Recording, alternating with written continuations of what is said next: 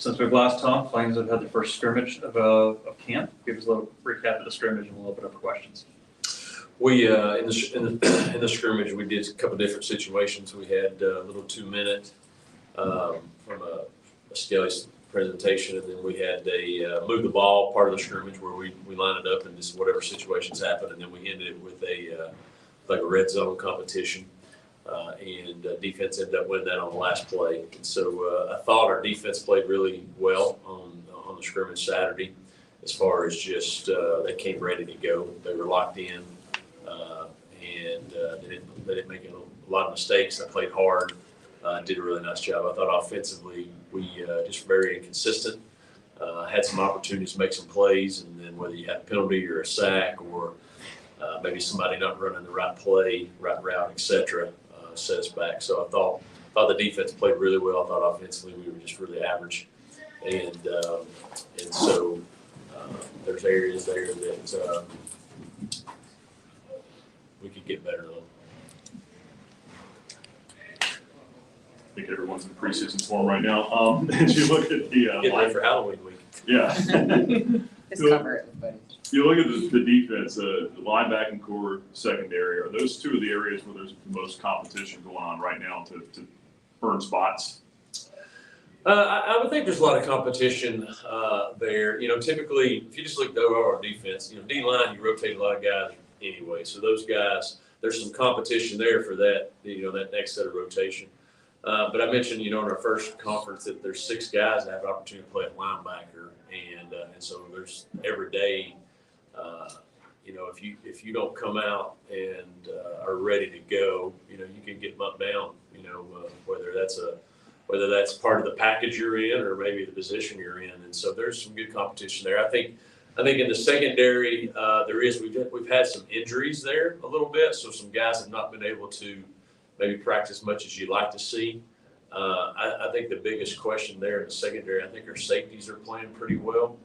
I think our corners have got to be more consistent, and there's some guys there we obviously brought in, and there just needs to be some more consistency there every day. But there is good competition really among every position there on defense. At corner, is there anyone that's kind of stood out that's kind of been that consistent player for you so far?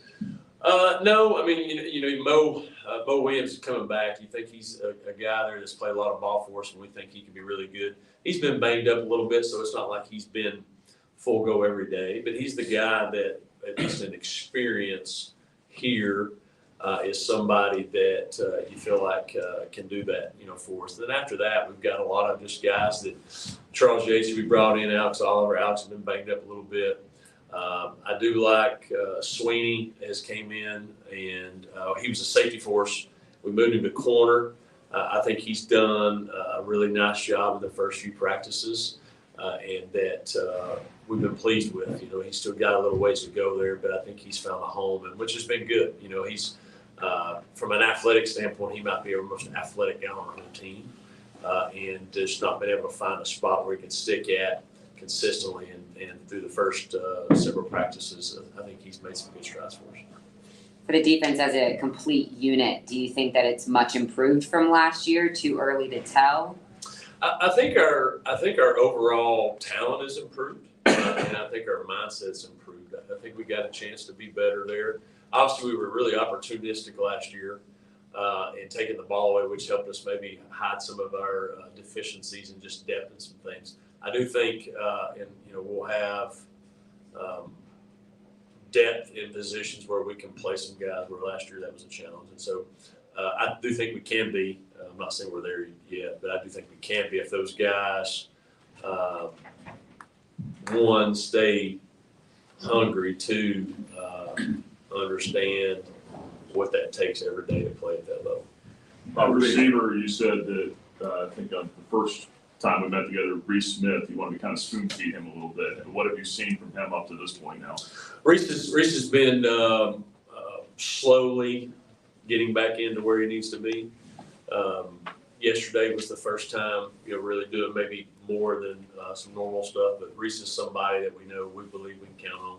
He's going to be where he's supposed to be. He's going to make the plays he needs to make. So still a little ways to go. with him as far as till he's, I think, 100% comfortable. Anytime you come off an injury, there's a physical challenge, but a mental challenge, and he's continuing to get better there. But we know he'll be where he needs to be by the time we get to game week. We're going to hear from the offensive line group, Coach Durkin and Xavier Gray. What have you seen at that position throughout camp? I know obviously you have White and Gray coming back, but at the competition there, what have you seen? Well, I do think we have to develop some depth there. You mentioned Xavier and Jordan, who played a lot of football for us. Jack Tucker played a decent amount last year. Then after that, we don't have a lot of guys that played football, at least for us, and so there's a push there that we've got to find.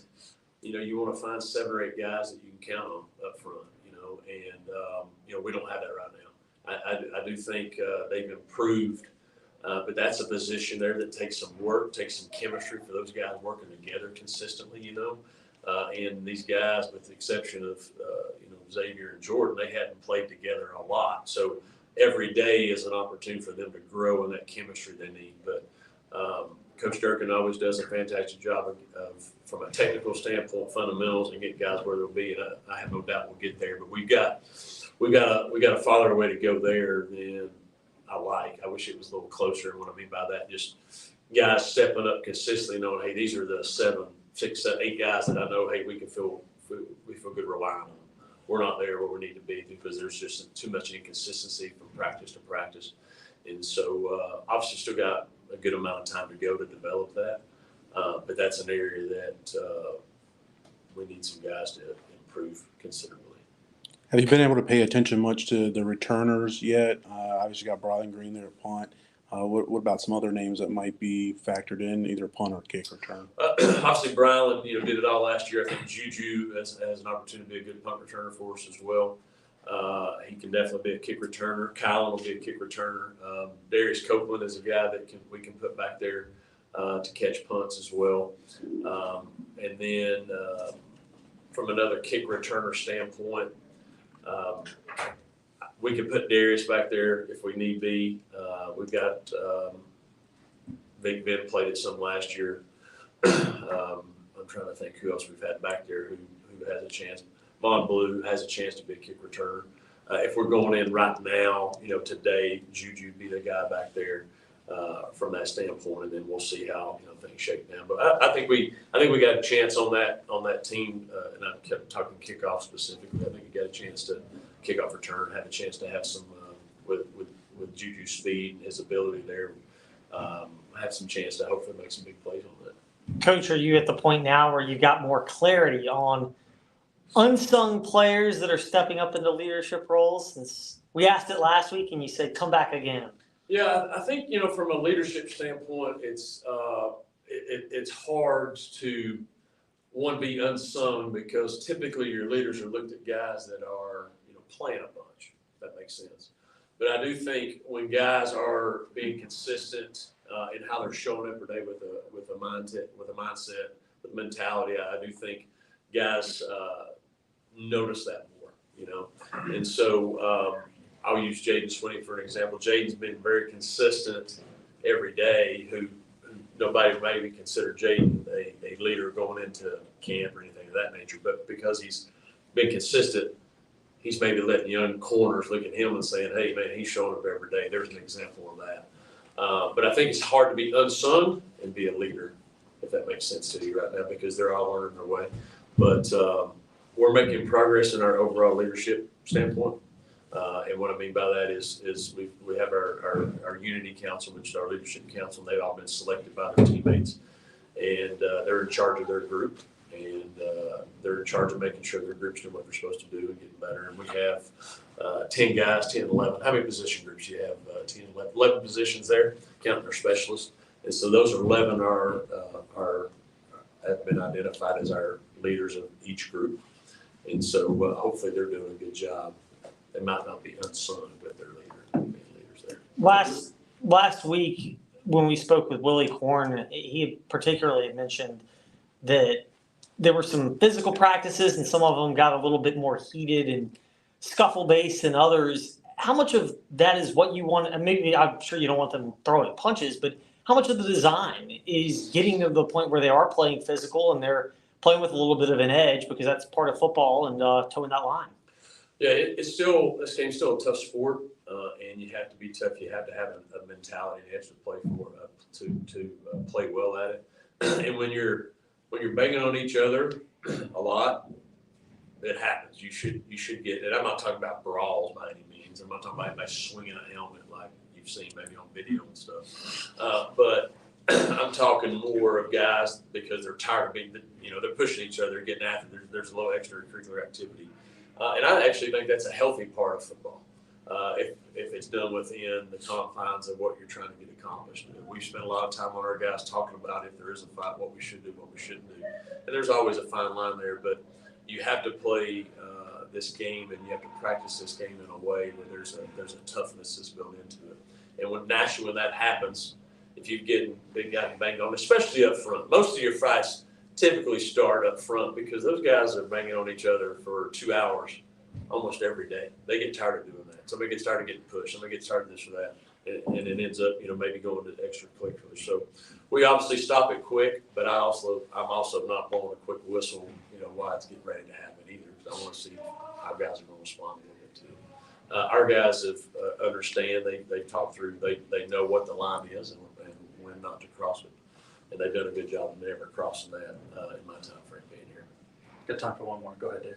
Coach, you have scrimmage this upcoming Saturday. What are some of those goals that you're looking to hit Saturday, still 2 weeks before you actually, suit up for a full game? What do you hope to take out of that that's going to propel you to those? So that'll be one. We'll treat that whole day as a game day as far as just our preparation. Our first game's obviously at 6, so that's what time we're kicking it off. So we'll treat that day similar to a true game day as far as when our pregame meal is and all those different things.